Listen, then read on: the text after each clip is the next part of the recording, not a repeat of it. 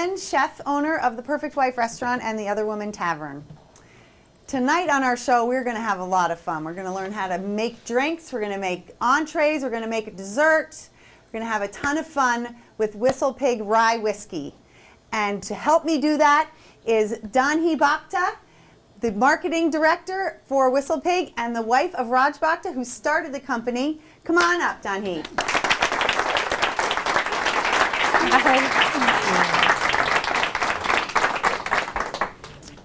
Thank you so much for being here. Thank you for having me. It's so great. We're so lucky to be in Vermont and have a company like yours that's thriving in our state and spreading the love all over the country and in other parts of the world. Yeah, no, I'm really happy to be calling Vermont our home.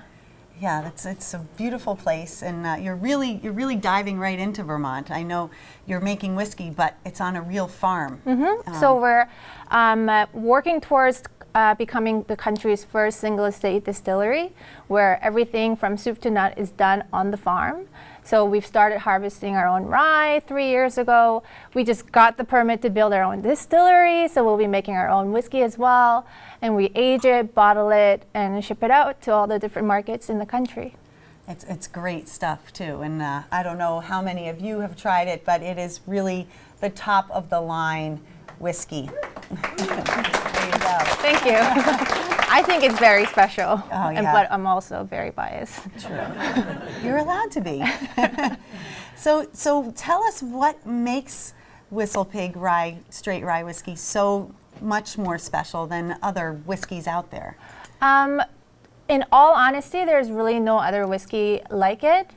It's made solely of rye grain, and it's 100% rye whiskey, and it's 10 years old. And there's really not that many whiskeys out there, rye whiskeys out there with an age statement of 10 years. And rye whiskey of all different types of whiskey really needs to sit in barrels for a good amount of time to be of quality. And we're the only whiskey in the market that's been aging in 2 different types of barrels for over 10 years.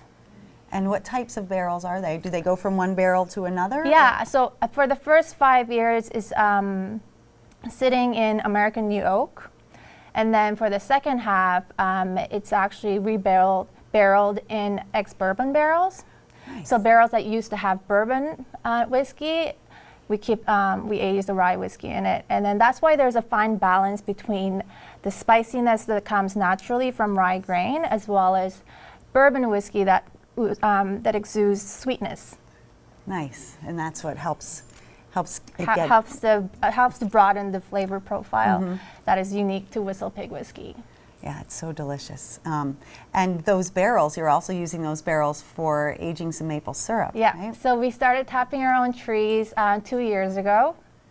And actually tonight we're going to be making some delicious dessert with our rye barrel aged maple syrup. So we aged our maple syrup in rye barrels for over 9 months. So and everybody will get a sample of it too. And then and it's not commercially available yet. So it's a special treat for everyone here. Yeah, you'll love this. Very special. Yeah, maple syrup pie made with barrel aged Vermont maple syrup. Yeah. It's not something that you get every day. Have there been any, I know you're on a working farm, you've got pigs, you've got cows, goats. Is there anything crazy that's happened on your farm? Every day is something special, and I have CFO running after the pigs that got out of its pen, and then we have our employees cleaning up after our horses. But it's very much like a family organization. Mm-hmm. And there's always something unexpected happening on the farm. I'm sure many of you know. So yeah, it's exciting, and we're happy to be here. Yeah, it's great. The whiskey is available in 29 states, you said? 26 different states. 26 yeah. states. And we're heavily focused in Northeast, like New England, Northeast, all the way down to DC. And we're also very prominent in California and Texas. And then we just started distribution in Florida. Oh, so great. when some of you go down south to Miami or Fort Lauderdale, now you can find WhistlePig. Yeah, once you get a taste of it tonight, You're going to go find it when you get there, for sure. Well, I think that we should maybe start cooking and tasting this. Danhee is going to teach me how to make a cocktail, which is the life of the party section of the Life of the Party show. It's always the life of a party when you Yes. bring a good cocktail with something. So we're going to start with that, and then we'll do some cooking. And lucky for us, we get to cook with WhistlePig. So we'll be WhistlePigged right up to our ears, is the way we want to be by the time the show is over. Wonderful. So now that we've gotten to know each other, let's have some cocktails. Why not? All right.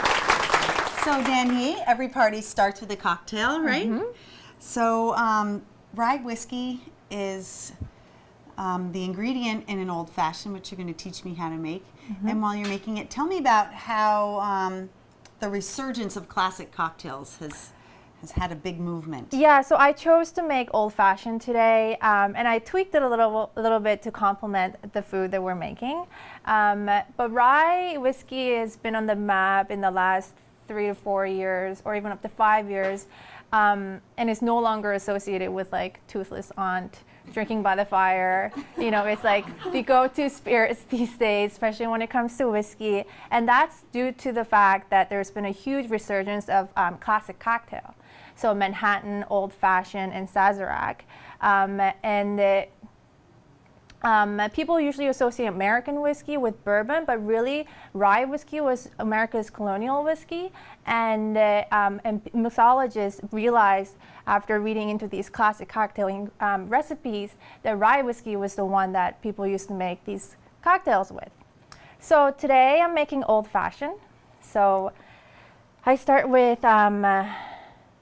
celery bitter to add a little bit of savory flavor to the cocktail. Oh. That's delicious. And then traditionally you would use simple syrup, but I've chosen cherry liqueur to add some sweetness. So you're going to add 1/4 ounce of that. And this cherry liqueur is available in Vermont state liquor outlets. Can be difficult when you're trying to make something fancy, going to the liquor store in Vermont. And then now the most important ingredient, which is WhistlePig rye whiskey. And you're going to add 2 ounces of this. Exactly.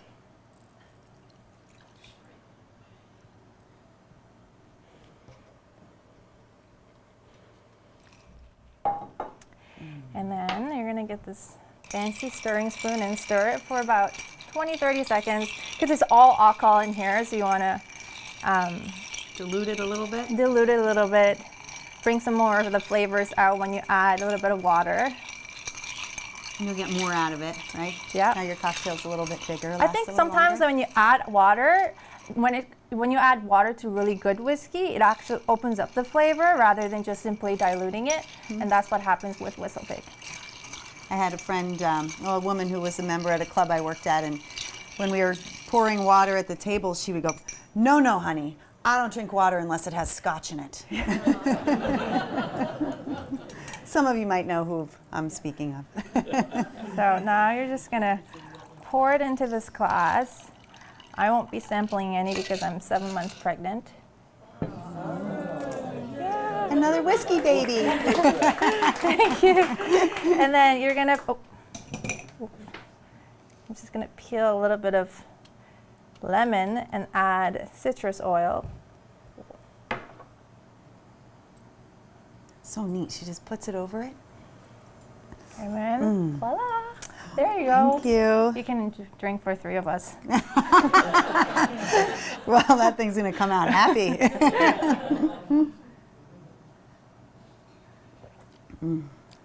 It's so well rounded. The flavors are, it's not, you notice I took a sip and I didn't go like sometimes when you drink a cocktail for the first sip. That is, the celery bitters are amazing. You can actually taste celery, the savoriness of the celery in there. And I That think rounds it'll it go out. well with the entree. It has like a maple glaze, which is sweet. So Yeah, great. Well, we'll have to make another one when that's ready. All right, well, we're going to flip things around and start cooking. Well, Danhee, here we are in the kitchen with a nice little buzz on. for 3. Our guests are coming in a little while, and we want to get the pie in the oven so that that's done and that's out of the way. So we have this great recipe for maple syrup pie. I've been making this recipe at the restaurant. I looked up the recipe in my book, and the first time I made it was May 8th in 2007. So it's a good 7.5 years I've been making it, and people love it, and it's very simple, you'll see. You start with your favorite pie crust. My favorite pie crust is a recipe by Nick Maglieri. Delicious. It's got a little bit of baking soda in it, or baking powder in it, excuse me, so it kind of helps puff it up. And all we need to do is mix together the ingredients, and we'll start with 1.5 cups of brown sugar and three eggs, and we'll mix those all together. It's a lot like a pecan pie, but no corn syrup. And we made some pies earlier today so that all of you can have a delicious taste. And after I made it, I thought we should have put actually WhistlePig whiskey in the pie. So it's like a pecan bourbon pie, but different. And I thought next time I make it, I might try to put some walnuts in the bottom too, maple walnut whiskey pie. Mom, next family dinner? Goodness. Okay, so we have, let's see, 1/2 cup of heavy cream and 2 teaspoons of melted butter. And mix that, and then we're going to add 1/3 cup of maple syrup, and the maple syrup that we're using is the barrel-aged WhistlePig. So I'm going to actually let you try. I'm sure you've had a fair share of maple syrup in your life.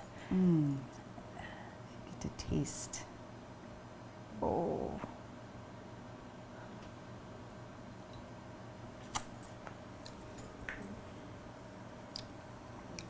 That is amazing. I don't want to waste a drop. It is. You can really taste the woodiness or the warmth of the barrel. That's really good. So you can actually taste a little bit of rye whiskey in there. Delish. Now I'll put this over here. And we're going to pour that in the unbaked pie shell, and then bake it in the oven. This is a smaller, like a shallower pie, and the directions that I have, if you have a deeper pie shell, is 50 to 60 minutes. But I like to see, whenever I bake, I definitely go halfway, take a look at it, spin it around in the oven, give it another 1/4 of the time, and then check it, because there's nothing worse than burning the dessert. So keep your eye on it.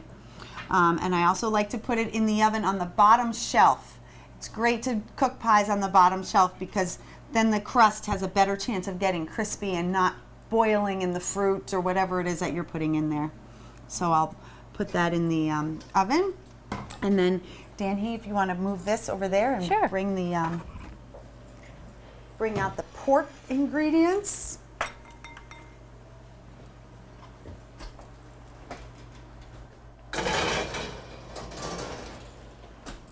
So that's at 350. All right. So you can move this over here. And this is also very simple. It's just a matter of mixing ingredients together, and ingredients that you get every day. I found this recipe online when I knew that we were going to be using some delicious maple syrup and pairing it with some amazing rye whiskey. The pork, we brined the pork for 12 hours. You should all have the recipe there for the brine, and when you taste the pork, you'll realize how amazing brining meat is, pork, poultry. It makes it so moist and tender that you really are going to see a difference in it.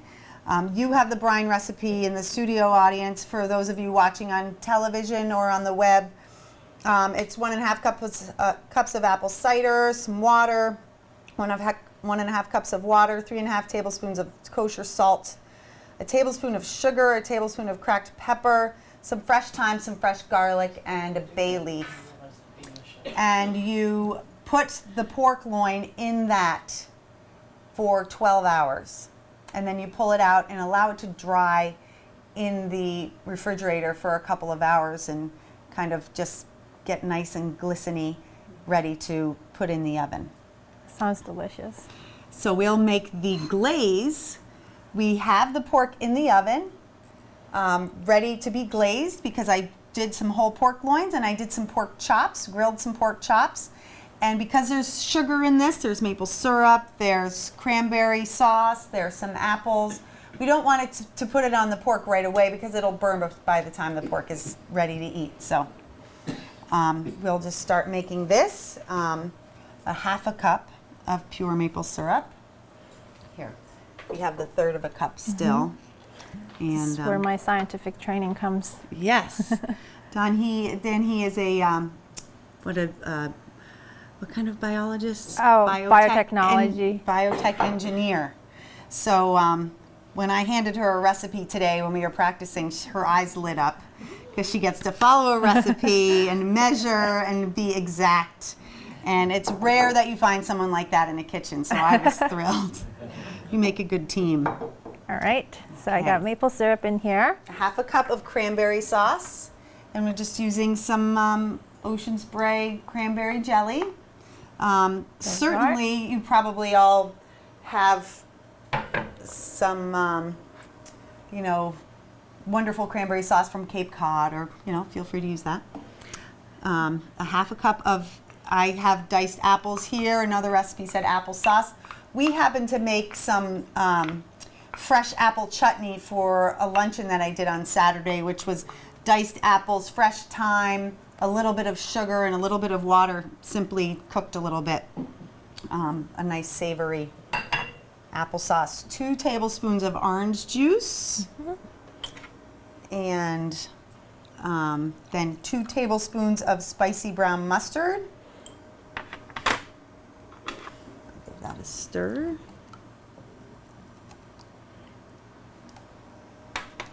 A little salt and pepper, a little cayenne. Very excellent. And I love kosher salt, and I love fresh ground black pepper. Nothing better.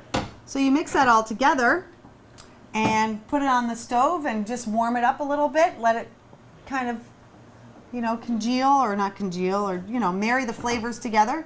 And then we're going to put it on the pork. So I'm going to pull this pork out of the oven. Here are the pork chops, and we have some sauce that we made earlier today. So we're going to use that so we don't have to wait for that to cook. So here's some pork chops. Danhee, if you would like to glaze that while I get the other pork out of the oven. These are the pork roasts, and this is a center cut pork loin that I just cut into manageable pieces.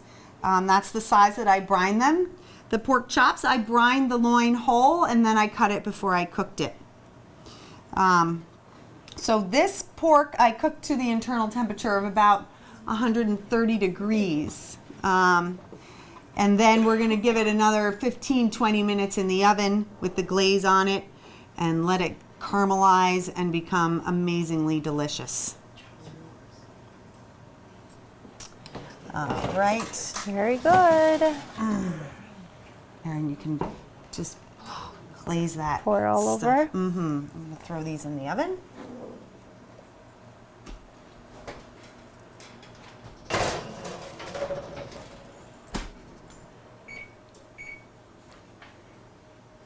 Turn it up. Okay. Hopefully that's going. I'm not good with those kind of ovens. Looks delicious. Yeah, we are excited about this dinner.